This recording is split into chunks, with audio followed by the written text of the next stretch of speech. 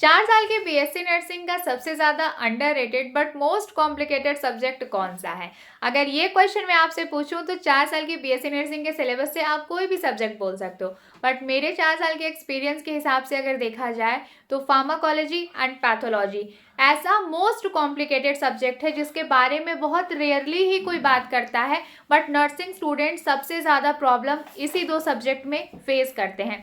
तो अगर आप भी एक ऐसे बीएससी नर्सिंग स्टूडेंट हो जिसको फार्माकोलॉजी एंड पैथोलॉजी पढ़ने में दिक्कत हो रही है, तो इट्स माय प्रॉमिस, इस वीडियो को देखने के बाद आपका 10 टाइम्स जो टेंडेंसी है इस सब्जेक्ट के साथ डील करने का, इस सब्जेक्ट को पढ़ने का, वो 10 टाइम्स इंक्रीज हो जाएगा। सो फटाफट से चैनल को सब्सक्राइब करके बेल आइकन पे क्लिक करो जिससे अपकमिंग वीडियोस की सारी नोटिफिकेशन आपको मिलती रहे। तो dear student, pharmacology and pathology को किस तरीके से पढ़ना है जिससे आपका जो अंडरस्टैंडिंग है वो 10 गुना बढ़ जाए, ये डिस्कस करने के पहले हम ये थोड़ा सा जान लेते हैं कि फार्माकोलॉजी और पैथोलॉजी आखिर बीएससी नर्सिंग स्टूडेंट्स के लिए टफ क्यों है। तो इसका सबसे पहला रीज़न फार्माकोलॉजी के केस में देखा जाए तो I don't know why but BSc nursing students को ऐसा देखा जाता है कि इनको जस्ट सुपरफिशियल स्टडी की नीड है, इनको ज़्यादा डीप स्टडी की नीड नहीं है। मतलब बहुत सारे इंस्टीट्यूट में मैंने देखा है ऐसा, बट एक्चुअल में अगर बात हम बीएससी नर्सिंग की करें तो बीएससी नर्सिंग के जो सिलेबस में जितने भी लिस्ट ऑफ सब्जेक्ट हैं, सभी सब्जेक्ट्स की डीप स्टडी एक सक्सेसफुल नर्स बनने के लिए बहुत ही ज़्यादा इंपॉर्टेंट है। Because being a nurse doesn't mean to have a good salary, because as a nurse you have to serve your patient with good treatment facilities. और एक अच्छी ट्रीटमेंट फैसिलिटी मोडालिटी आप तभी प्रोवाइड कर पाओगे जब आपको एक्चुअल में चीज़ों का नॉलेज होगा।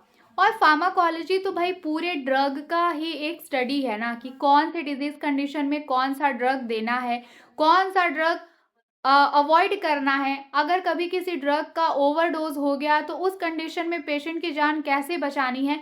तो इन सारी चीज़ों का नॉलेज होना एक नर्स के पास बहुत ही ज़्यादा इंपॉर्टेंट है। बट स्टिल बहुत सारे ऐसे इंस्टीट्यूट हैं जहाँ पे बीएससी नर्सिंग कोर्स है बट फार्माकोलॉजी को उतना ज़्यादा इंपॉर्टेंस नहीं दिया जाता है। मेरे कॉलेज में जब मैं पढ़ती थी, बीएससी नर्सिंग स्टूडेंट थी, तो मेरे साथ भी सेम सिचुएशन ऐसी थी। हमारे लिए ऐसे टीचर लाई गई थी जिन्होंने मतलब जिनका खुद फार्माकोलॉजी पे कुछ खास स्ट्रॉन्ग बेस नहीं था। खैर, मैं अभी खुद एक टीचर हूँ तो मैं किसी दूसरे टीचर को जज नहीं कर रही, बट बात यह है कि जब आप एक टीचर बनते हो तो आपके कंधों पर रिस्पॉन्सिबिलिटी आ जाती है कि आपको अपने स्टूडेंट्स के लिए अपने आप को बेटर बनाना है ताकि आप उनको चीज़ों को बेटर एक्सप्लेन कर पाओ। बट बहुत सारे बीएससी नर्सिंग कॉलेजेस में फार्माकोलॉजी और ट्यूटर्स की उतनी खास रिक्रूटमेंट नहीं होती है। तो जब एक टीचर का गाइडेंस नहीं मिल पाता है, जब किसी सब्जेक्ट का बेस नहीं बन पाता है, तो कितना भी इजी सब्जेक्ट क्यों ना हो, वो सब्जेक्ट ऑटोमेटिकली टफ हो ही जाता है। और फार्माकोलॉजी तो अपने आप में ही एक बहुत ही वास्ट सब्जेक्ट है जिसके हर एक एस्पेक्ट को जानना बहुत ज़रूरी है।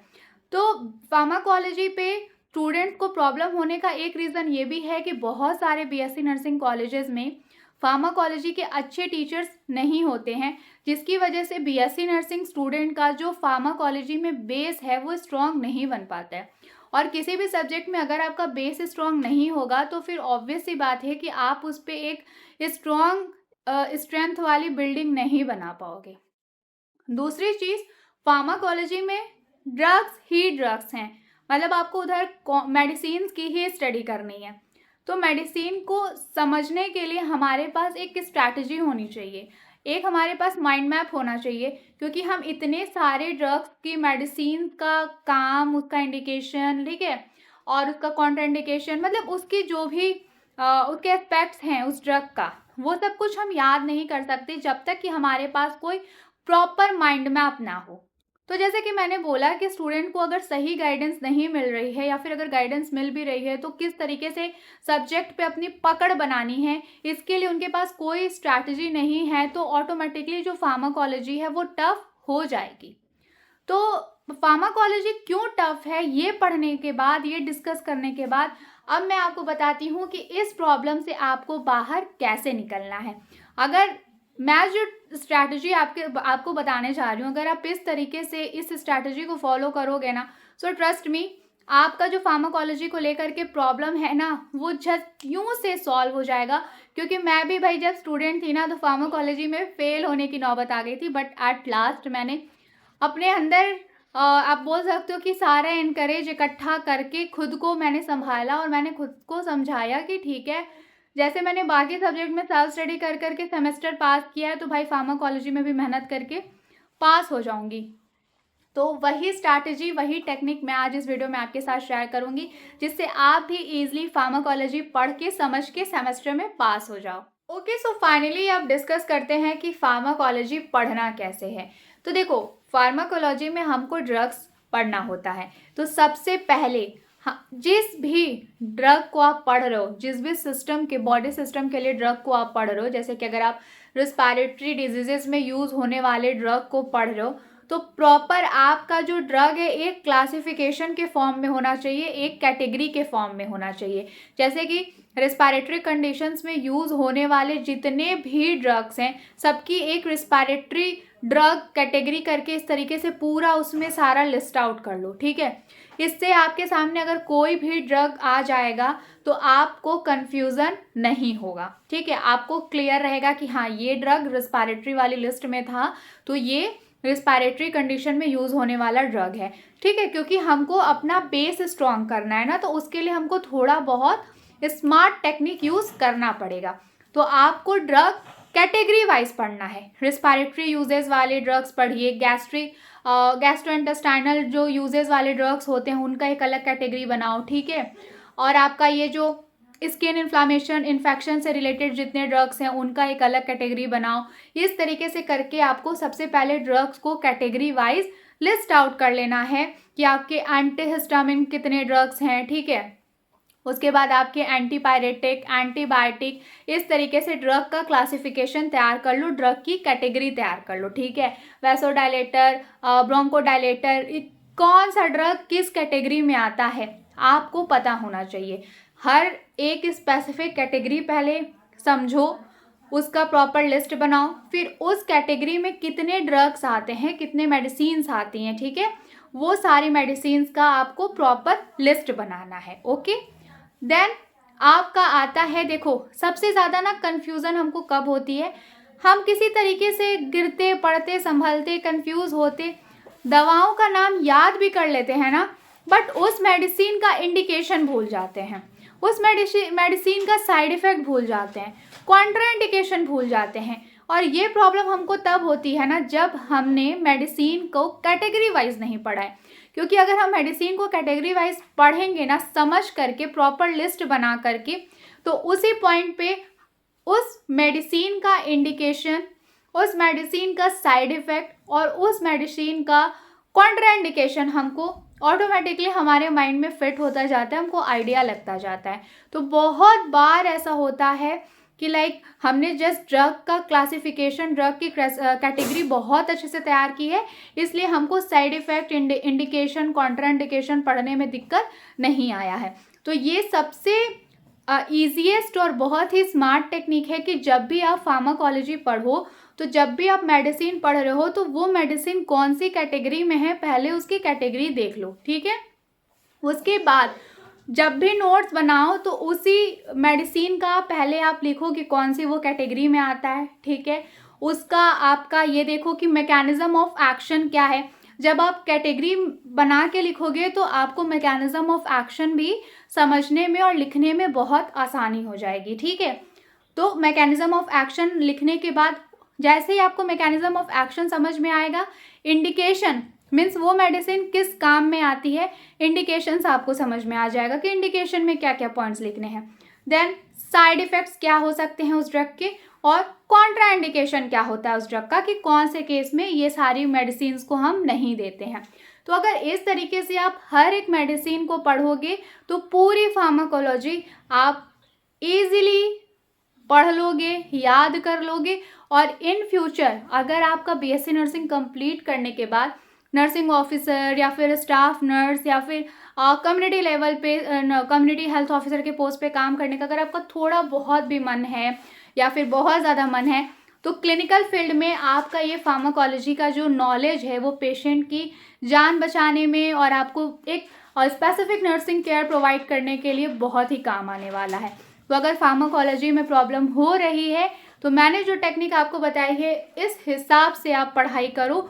और अगर आप मेरा गाइडेंस चाहते हो तो आप स्क्रीन पे दिए गए कॉन्टैक्ट नंबर पे मुझसे कॉन्टैक्ट करके फार्माकोलॉजी की हैंड रिटन नोट्स बाय कर सकते हो, एज वेल एज आप डिजिटल नोट्स भी बाय कर सकते हो। ठीक है, तो आपको अगर फार्माकोलॉजी की नोट्स बाय करनी है तो जस्ट @pharmacology करके स्क्रीन पे देके कॉन्टैक्ट नंबर पे मुझे व्हाट्सएप कर दो।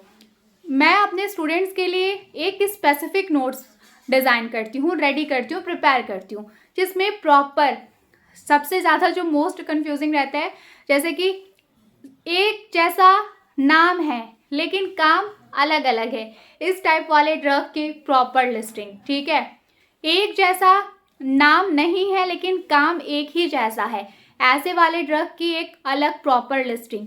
हर एक ड्रग का कैटेगरी, उसका मैकेनिज्म ऑफ एक्शन, उसका indication, side effect, contraindication, particularly हर एक ड्रग के लिए एक specific notes, point wise notes, description, flow chart, ये सारी चीज़ें मैं अपने नोट्स में प्रिपेयर करके स्टूडेंट्स को प्रोवाइड करती हूँ। तो अगर आपको फार्माकोलॉजी की नोट्स बनाने में दिक्कत है या फिर फार्माकोलॉजी समझने में दिक्कत है तो आप जस्ट स्क्रीन पे दे के कॉन्टैक्ट नंबर के थ्रू मुझसे कॉन्टैक्ट कर लो @pharmacology लिख के। ठीक है, तो आपकी फार्माकोलॉजी की टेंशन सॉल्व करने की रिस्पॉन्सिबिलिटी फिर मेरी।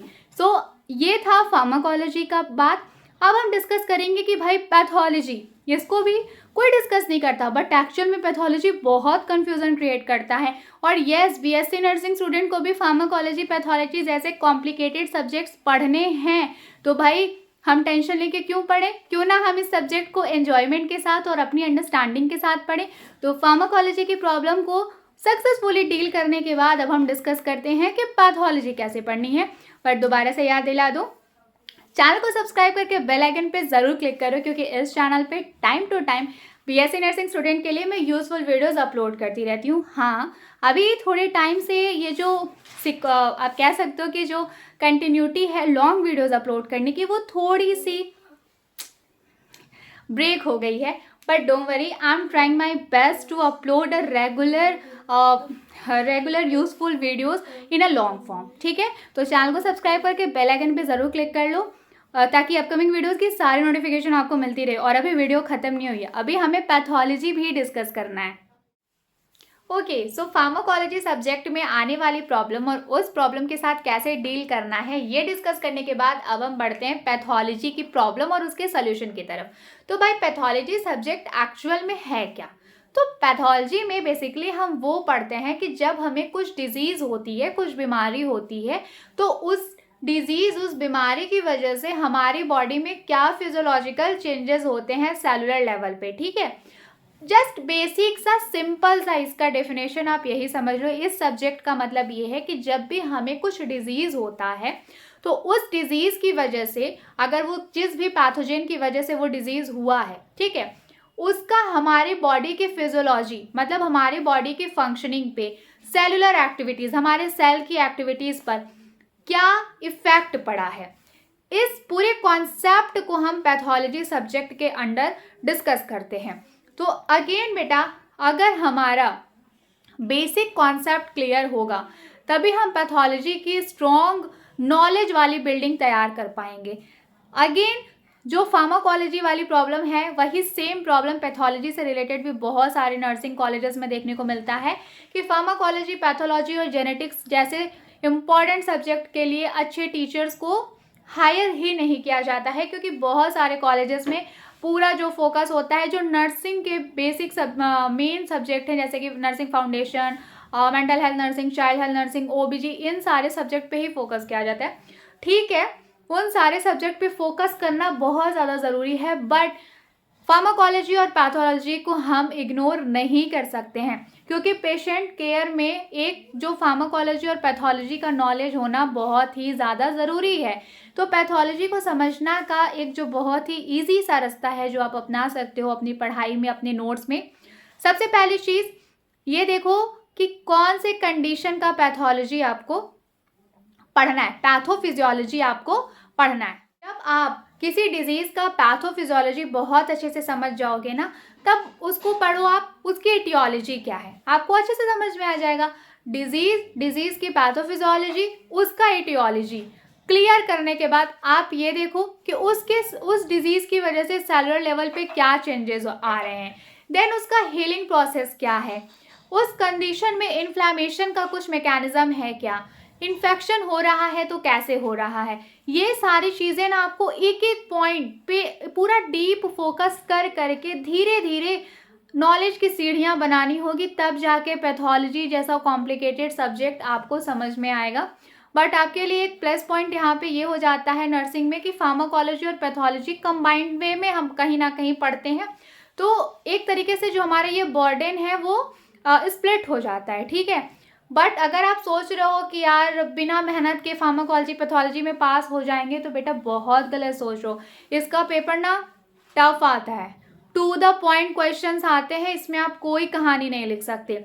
सो बेटर है कि अगर आपका सेमेस्टर एग्जाम होने में टाइम है या फिर आपके हाथ में डेट शीट पकड़ा दी गई है, जो भी सिनेरियो में हो, फार्माकोलॉजी और पैथोलॉजी को बिल्कुल भी इग्नोर मत करना। जो कंडीशन पढ़ रहे हो, जिस कंडीशन की पैथोलॉजी पैथोफिजियोलॉजी आपको पढ़नी है, प्रॉपर उस डिजीज कंडीशन को देखो, पढ़ो, समझो, उसका पैथोफिजियोलॉजी का कॉन्सेप्ट बिल्कुल क्लियर रखो, उस डिजीज कंडीशन की एटियोलॉजी पे ध्यान दो, उसका हीलिंग प्रोसेस पढ़ो, उसका सेलुलर नेक्रोसिस, सेलुलर चेंजेस क्या उसमें हो रही हैं वो पढ़ो, तब जाकर के कहीं आपका पैथोलॉजी का बेसिक कॉन्सेप्ट क्लियर होगा। और जब आप एक एक स्टेप पे जाकर के पढ़ाई करोगे ना, तब जाकर के आप फाइनली फार्माकोलॉजी और पैथोलॉजी जैसे कॉम्प्लिकेटेड सब्जेक्ट में कहीं स्टैंड हो पाओगे। सो अगेन, अगर आप फार्माकोलॉजी की तरह ही पैथोलॉजी में मेरी हेल्प चाहते हो, तो अगेन आपको स्क्रीन पे दिए गए कॉन्टैक्ट नंबर पे @पैथोलॉजी करके मेरे को व्हाट्सएप करना है। इसके बाद आपका पैथोलॉजी में आपको नोट्स चाहिए, आपको कोई गाइडेंस चाहिए, या फिर जो भी डिस्कशन है related to pharmacology and pathology, उधर आप मुझसे डिस्कस कर सकते हो, ठीक है। सो आई होप कि फार्माकोलॉजी और पैथोलॉजी जैसे कॉम्प्लिकेटेड सब्जेक्ट के लिए मैं आपको थोड़ी बहुत गाइडेंस इस वीडियो के थ्रू दे पाई हूँ। इसके अलावा एक चीज़ हमेशा ध्यान रखो कि आपके सिलेबस में जितने भी सब्जेक्ट हैं, चाहे वो इंटरनल सब्जेक्ट है चाहे वो एक्सटर्नल सब्जेक्ट है, हर सब्जेक्ट को इक्वल इम्पोर्टेंस दो, ठीक है। हर सब्जेक्ट आपके लिए इम्पॉर्टेंट है, हर सब्जेक्ट, भले ही वो गवर्नमेंट एग्जाम वैकेंसी के पॉइंट ऑफ व्यू से किसी एक लेवल पे पीछे हट जाए, बट अगर आपको एक proper and best nursing care provide करना है, ठीक है, स्किल्ड नर्स बनना है, तो उसके लिए आपके पास फार्माकोलॉजी और पैथोलॉजी जैसे कॉम्प्लिकेटेड सब्जेक्ट का भी नॉलेज होना चाहिए। So this is all about today's video. Thank you so much for watching this video. इसके अलावा अगर आप बीएससी नर्सिंग के किसी भी सेमेस्टर की नोट्स बाय करना चाहते हो, तो आप स्क्रीन पे दिए गए कॉन्टैक्ट नंबर पे अपना सेमेस्टर और सब्जेक्ट की नोट्स मुझे मेंशन करके व्हाट्सएप कर सकते हो। So once again thank you so much for watching this video. मन लगा के पढ़ाई करो, साथ ही साथ अपना ध्यान रखो। हम जल्दी मिलेंगे नेक्स्ट वीडियो में। तब तक के लिए चैनल को सब्सक्राइब करना और बेल आइकन पे क्लिक करना नहीं भूलिएगा।